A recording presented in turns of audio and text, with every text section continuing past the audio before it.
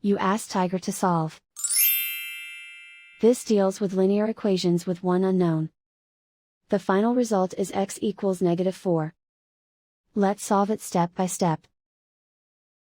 Group all x terms on the left side of the equation. Subtract 2x from both sides.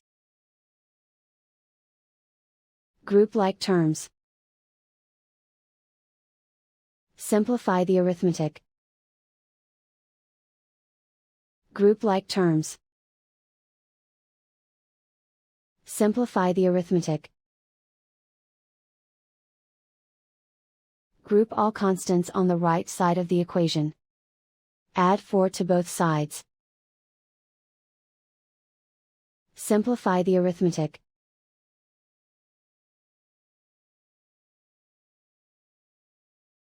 And so the final result is x equals -4.